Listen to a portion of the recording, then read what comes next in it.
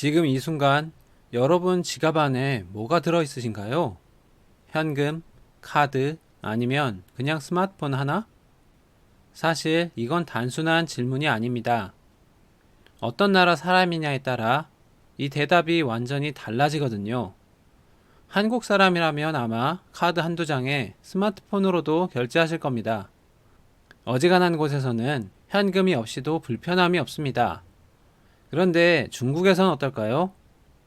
현재 중국에서는 카드는 거의 쓰지 않습니다. 길거리 노점상 아주머니도, 시장 좌판 할아버지도 QR코드 하나만 있으면 거래가 끝납니다. 현금을 내밀면 오히려 난처해야 하는 경우도 있습니다.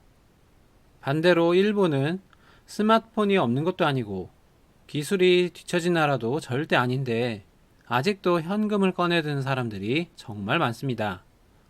편의점에서도 식당에서도 지갑을 여는 문화가 여전히 자연스럽게 남아 있습니다. 같은 돈인데 쓰는 방식이 이렇게 다릅니다. 저는 오늘 이 차이가 단순히 습관이나 문화 차이라고 생각하지 않습니다.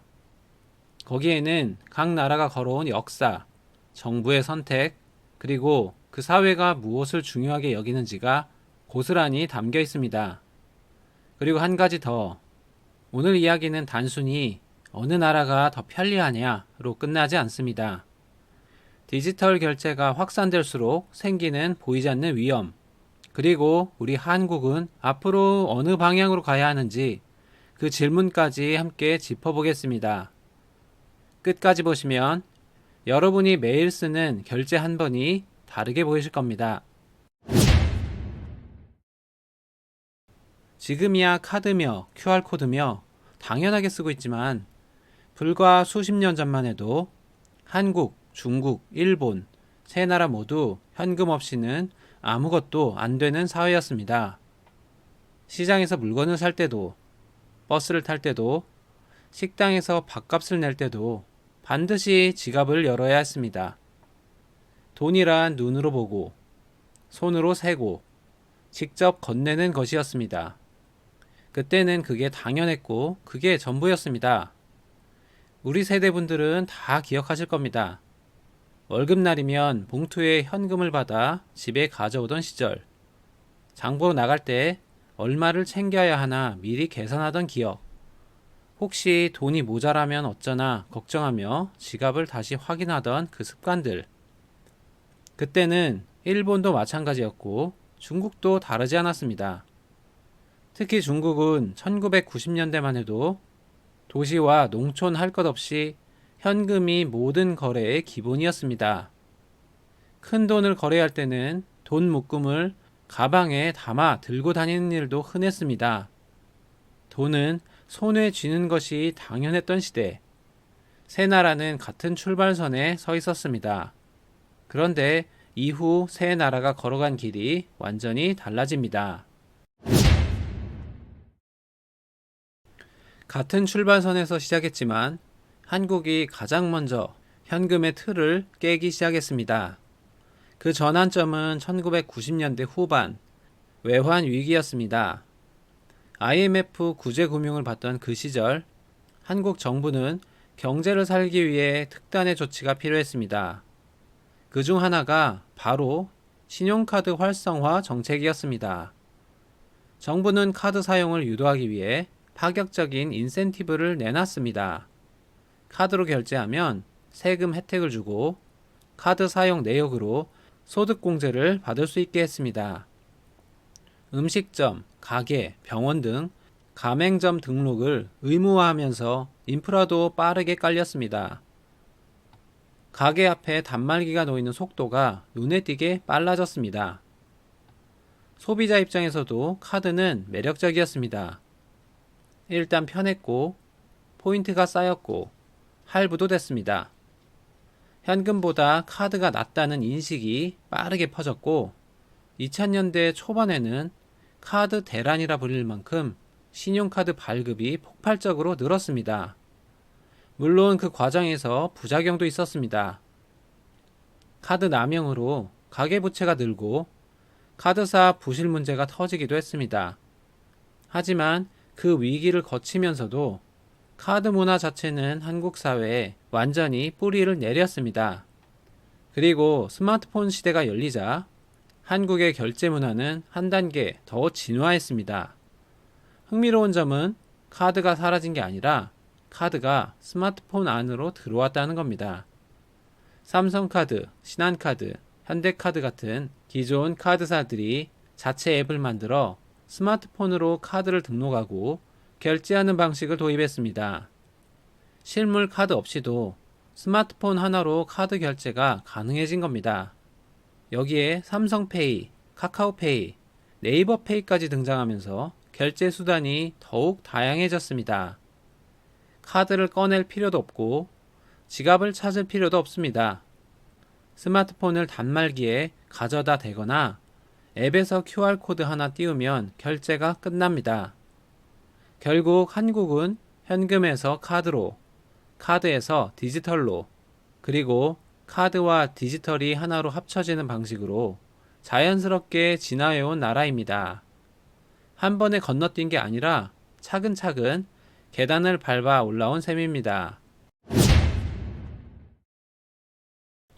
한국이 현금에서 카드로, 다시 디지털로 단계를 밟아왔다면 중국은 그 중간 단계를 통째로 건너뛰었습니다. 중국에서 신용카드 문화가 뿌리내리지 못한 데는 이유가 있습니다. 1990년대부터 2000년대 초반까지 중국의 금융 인프라는 턱없이 부족했습니다. 은행 계좌조차 없는 농촌 인구가 수억 명이었고 카드 단말기를 전국에 깔 여건도 되지 않았습니다. 신용 시스템 자체가 제대로 갖춰지지 않은 상태였습니다.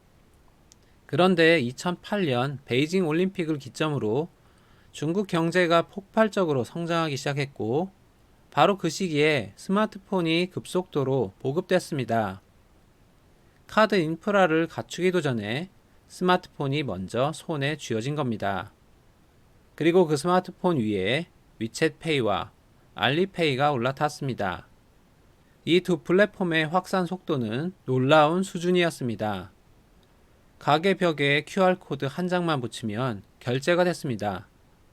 단말기도 필요 없고 카드도 필요 없었습니다. 시장 좌판, 길거리 노점상, 심지어 구걸하는 사람조차 QR코드를 들고 있다는 이야기가 나올 정도였습니다. 중국은 그렇게 세계에서 가장 빠르게 현금 없는 사회로 진입했습니다. 그런데 이 편리함 뒤에는 몇 가지 불편한 현실이 있습니다. 첫째, 지금 중국 아이들은 돈의 개념을 잘 모릅니다. 태어날 때부터 QR코드로 결제하는 환경에서 자란 아이들은 지폐 한 장이 얼마짜리인지, 거스름돈이 어떻게 계산되는지 제대로 배우지 못하고 있습니다. 돈의 무게를 몸으로 느낀 적이 없는 세대가 자라고 있는 겁니다. 둘째, 외국인은 사실상 결제가 어렵습니다. 위챗페이와 알리페이는 중국 현지 계좌나 신분증과 연동돼야 제대로 작동합니다. 앱이 없으면 현금을 내야 하는데 현금을 받지 않는 가게가 점점 늘면서 외국인 여행자들이 곤란을 겪는 일이 빈번합니다. 셋째, 그리고 이 부분이 가장 핵심입니다. 중국 정부는 이 디지털 결제 시스템을 통해 국민의 모든 소비 내역을 들여다 볼 수 있습니다. 누가, 언제, 어디서, 무엇을 샀는지가 고스란히 데이터로 남습니다. 편리함을 얻는 대신 국가의 모든 금융정보를 내주는 구조입니다. 중국 정부 입장에서는 이보다 효율적인 통제 수단이 없습니다. 중국은 카드 없이 바로 디지털로 넘어간 나라입니다. 그 속도는 세계 최고였지만 그 이면에 무엇이 있는지는 한 번쯤 짚어볼 필요가 있습니다. 중국이 디지털로 질주하는 동안 바로 옆 나라 일본은 정반대의 길을 걷고 있었습니다. 일본은 기술 강국입니다. 소니, 도요타, 파나소닉 등 세계 최고 수준의 전자, 제조업을 보유한 나라가 왜 아직도 현금을 고집하는 걸까요? 이게 단순히 옛날 방식을 좋아해서 라고 생각하신다면 절반만 맞는 이야기입니다. 첫 번째 이유는 고령화입니다. 일본은 세계에서 가장 빠르게 늙어가는 나라 중 하나입니다. 전체 인구의 30% 가까이가 65세 이상입니다. 스마트폰 결제나 앱 사용이 익숙하지 않은 어르신들이 그만큼 많다는 뜻입니다. 사회 전체가 디지털로 전환하려면 이분들을 뒤에 남겨두고 갈 수 없습니다. 일본 사회는 그 속도를 맞추는 쪽을 선택했습니다. 두 번째 이유는 장기 불황입니다. 일본은 1990년대 버블 경제가 붕괴된 이후 잃어버린 30년이라 불리는 긴 침체를 겪어왔습니다.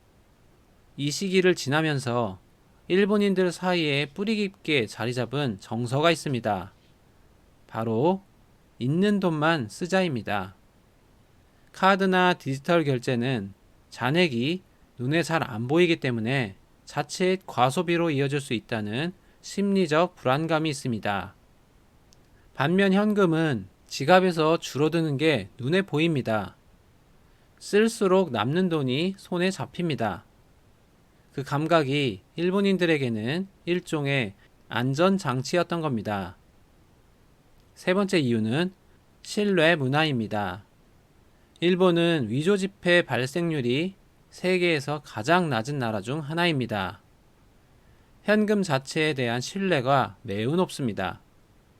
일본 사람들은 현금을 건네고 받는 행위 자체에 일종의 정직함과 책임감을 담습니다. 거스름돈을 두 손으로 정중하게 건네는 문화, 돈을 함부로 다루지 않는 태도, 이런 일본인들의 문화적 DNA가 디지털 전환을 늦추는 보이지 않는 힘으로 작용하고 있습니다. 물론 최근 일본도 변화의 조짐이 있습니다. 파페이, 라인페이 같은 모바일 결제 서비스가 등장했고 젊은 세대를 중심으로 서서히 확산되고 있습니다.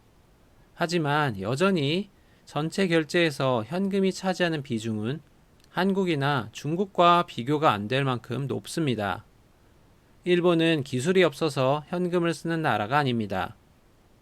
습관과 구조, 그리고 그 사회가 오랫동안 쌓아온 문화적 선택 때문에 현금을 지켜온 나라입니다. 자, 지금까지 세 나라가 걸어온 길을 살펴봤습니다. 이제 현재 시점에서 나란히 놓고 비교해 보겠습니다. 한국은 카드와 디지털 결제가 자연스럽게 공존하는 나라입니다. 전통시장에서도 카드 단말기가 놓여 있고 택시에서도 카카오페이로 결제가 됩니다. 특히 외국인 입장에서 한국은 결제하기 가장 편한 나라 중 하나입니다. 비자, 마스터카드 같은 해외 카드는 편의점부터 백화점까지 거의 모든 곳에서 통용됩니다. 여기에 더해 최근에는 외국인 관광객을 위한 환경이 더욱 잘 갖춰져 있습니다. 명동, 홍대, 이태원 같은 관광 밀집 지역에서는 영어 안내가 되는 결제 단말기도 많아졌고 애플페이도 한국에서 정식 서비스를 시작하면서 아이폰을 쓰는 외국인들도 별도의 준비 없이 바로 결제가 가능해졌습니다. 현금이 없어도, 한국 앱이 없어도 본인의 평소 쓰던 카드와 스마트폰 하나만 있으면 웬만한 곳에서 불편함 없이 돈을 쓸 수 있는 나라. 그게 지금의 한국입니다. 카드와 모바일이 균형 있게 자리 잡고 있으면서도 외국인에게도 열려 있다는 점이 한국 결제 문화의 장점입니다. 중국은 사실상 디지털 결제가 전부입니다. 대도시 편의점은 물론이고 시골 장터에서도 QR코드가 기본입니다. 현금을 꺼내면 오히려 계산이 느려지는 상황이 됩니다. 문제는 외국인입니다. 위챗페이와 알리페이가 최근 외국인도 쓸 수 있도록 일부 개방했지만 여전히 가입 절차가 복잡하고 사용 가능한 범위에 제한이 있습니다. 현금과 카드를 들고 중국에 갔다가 낭패를 봤다는 여행자들의 이야기가 지금도 끊이지 않습니다. 일본은 여전히 현금과 카드가 중심입니다. 고급 백화점이나 대형 체인점에서는 카드와 모바일 결제가 가능하지만 오래된 동네 식당이나 소규모 상점에서는 아직도 현금만 받는 곳이 많습니다. 여행자들이 일본에 가기 전에 반드시 현금을 준비하라는 말을 듣는 이유가 바로 이 때문입니다. 안정적이고 신뢰도는 높지만 결제 속도 면에서는 한국이나 중국에 비해 느린 것이 사실입니다. 세 나라를 한 줄로 정리하면 이렇습니다. 한국은 카드와 디지털이 함께 가는 나라, 중국은 디지털이 모든 것을 대체한 나라, 일본은 현금이 여전히 살아있는 나라. 같은 돈인데 쓰는 방식은 이렇게 완전히 다릅니다. 그리고 이 차이는 단순한 편의 문제를 넘어 각 사회가 무엇을 우선순위에 두는지를 보여주는 거울이기도 합니다. 그렇다면 현금 없는 사회, 즉 캐시리스 사회가 왜 이렇게 빠르게 확산되고 있는 걸까요? 이유는 분명합니다. 실제로 편리하고 실제로 효율적이기 때문입니다. 가장 먼저 느끼는 건 속도입니다. 카드나 스마트폰을 단말기에 가져다 대면 1초도 안 걸려 결제가 끝납니다. 지갑을 열고 지폐를 꺼내고 거스름돈을 받아 다시 넣는 과정이 사라집니다. 점심시간 바쁜 식당에서 계산대 앞에 줄이 줄어드는 것, 편의점에서 뒤에 사람이 기다릴 때 빠르게 처리되는 것, 이런 사소한 변화들이 쌓여 일상의 흐름을 바꿉니다. 편의성도 빼놓을 수 없습니다. 지갑이 없어도 됩니다. 현금을 미리 챙겨야 한다는 부담이 없습니다. 새벽에 ATM을 찾아 헤매거나 잔돈이 없어 난감한 상황도 줄어듭니다. 스마트폰 하나로 밥을 먹고 택시를 타고 쇼핑을 하고 심지어 친구에게 편하게 돈도 보낼 수 있습니다. 거래의 투명성도 중요한 장점입니다. 현금 거래는 기록이 남지 않습니다. 하지만 디지털 결제는 모든 거래 내역이 자동으로 기록됩니다. 이는 탈세와 지하 경제를 줄이는데 효과적입니다. 실제로 한국에서 신용카드 소득공제 제도를 도입한 이후 자영업자들의 매출 신고가 눈에 띄게 늘었다는 통계가 있습니다. 국가 입장에서는 세수가 늘고 소비자 입장에서는 가계부를 따로 쓰지 않아도 앱 하나로 이번 달 내가 얼마를 어디에 썼는지 한눈에 볼 수 있습니다. 비용 절감 효과도 있습니다. 현금은 생각보다 유지 비용이 많이 듭니다. 지폐를 인쇄하고 유통하고 ATM을 관리하고 위조 지폐를 걸러내는데 국가와 금융기관이 쏟아붓는 비용이 상당합니다. 디지털 결제가 확산될수록 이 비용이 줄어들고 그 효율이 사회 전체로 돌아옵니다. 돈을 쓰는 게 아니라 속도로 쓰는 시대. 캐시리스 사회는 분명히 우리 삶을 더 빠르고 편리하게 만들어주고 있습니다. 그런데 여기서 잠깐 멈춰야 합니다. 편리함에는 반드시 그 뒤에 따라오는 것이 있습니다. 가장 먼저 생각해야 할 것은 고령층 소외 문제입니다. 스마트폰 결제, QR코드, 앱 설치, 젊은 세대들에게는 아무것도 아닌 이 과정이 디지털 환경에 익숙하지 않은 어르신들에게는 높은 벽입니다. 실제로 한국에서도 키오스크 앞에서 주문을 못해 발길을 돌리시는 어르신들의 이야기가 뉴스에 오르내립니다.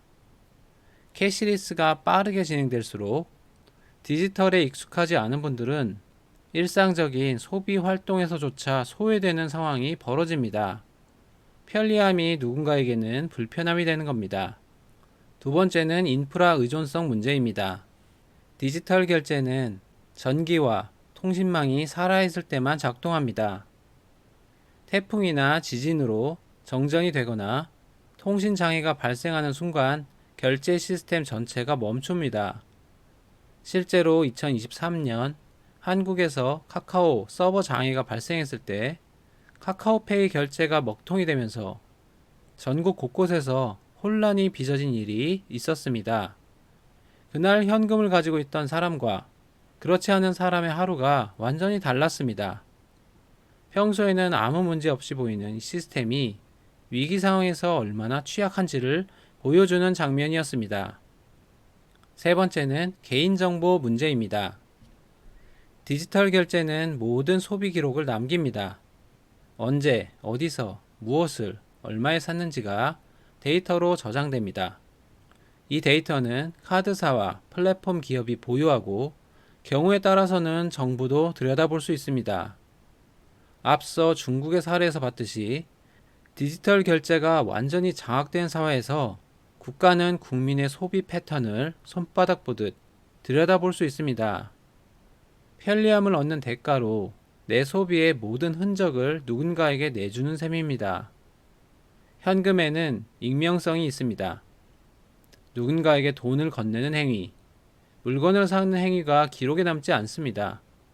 이것이 때로는 불법의 온상이 되기도 하지만 동시에 개인의 프라이버시를 지켜주는 마지막 수단이기도 합니다. 모든 소비가 기록되는 세상이 과연 우리가 원하는 세상인지 한 번쯤 진지하게 생각해 볼 필요가 있습니다. 편리함 뒤에는 의존성이 있습니다. 그리고 그 의존성이 깊어질수록 우리가 잃는 것도 함께 커진다는 사실을 잊어서는 안 됩니다. 자, 이제 핵심 질문을 드리겠습니다. 현금은 정말 사라져야 할까요? 아니면 남겨둬야 할까요? 어떤 분들은 이렇게 말씀하십니다. 현금은 이제 구시대의 유물이다. 불편하고 비위생적이고 관리하기도 번거롭다. 디지털로 가는 게 맞다. 틀린 말이 아닙니다. 실제로 세계는 그 방향으로 빠르게 움직이고 있습니다. 그런데 저는 여기서 한 가지 다른 관점을 말씀드리고 싶습니다. 현금은 단순한 결제 수단이 아닙니다. 현금은 시스템이 멈췄을 때도 작동하는 유일한 수단입니다. 전기가 끊겨도, 서버가 다운돼도, 스마트폰 배터리가 나가도 현금은 여전히 쓸 수 있습니다. 전쟁이나 대규모 재난 상황에서 가장 먼저 마비되는 것이 디지털 인프라입니다. 그 순간 현금을 가진 사람과 그렇지 않은 사람의 상황은 극명하게 갈립니다. 실제로 스웨덴 이야기를 잠깐 드리겠습니다. 스웨덴은 세계에서 가장 먼저 현금 없는 사회에 가까워진 나라입니다. 한때 현금 사용 비율이 전체 결제의 10% 아래로 떨어졌습니다. 그런데 최근 스웨덴 정부가 공식적으로 국민들에게 이렇게 권고하고 있습니다. 현금을 집에 보관하십시오. 이유는 하나입니다. 유사시를 대비하기 위해서입니다. 캐시리스를 가장 앞서 실현한 나라가 스스로 현금의 필요성을 다시 인정한 겁니다. 이 장면은 우리에게 많은 것을 말해줍니다. 저는 이번 영상을 준비하면서 한 가지 생각이 머릿속을 떠나지 않았습니다. 우리는 지금 편리함과 안전함 사이에서 선택을 강요받고 있는 건 아닐까 하는 생각입니다. 빠르고 편한 세상을 택하면 의존성과 감시의 위험을 감수해야 하고 안전하고 독립적인 수단을 지키려면 다소 불편함을 받아들여야 합니다. 한국, 중국, 일본 세 나라의 선택은 각기 달랐습니다. 그리고 그 선택에는 정답이 없습니다. 다만 제 생각은 이겁니다. 캐시리스는 편리한 미래지만 현금은 위기 때 필요한 안전망입니다. 어느 하나를 완전히 버리는 순간 우리는 무언가 중요한 것을 잃게 될 수도 있습니다. 그래서 어쩌면 정답은 하나가 아니라 균형일지도 모릅니다. 디지털의 편리함을 누리되 현금이라는 안전망을 완전히 놓지 않는 것, 그리고 빠른 사회를 택하면서도 느리지만 단단한 수단을 손안에 남겨두는 것입니다. 여러분은 어떻게 생각하시나요? 현금은 이제 완전히 사라져도 될까요? 아니면 우리 곁에 남겨둬야 할까요? 댓글로 여러분의 생각을 남겨주세요. 평소에 현금을 얼마나 갖고 다니시는지, 불편했던 경험은 없으셨는지 어떤 이야기든 좋습니다. 오늘 영상이 도움이 되셨다면 구독 부탁드립니다. 감사합니다.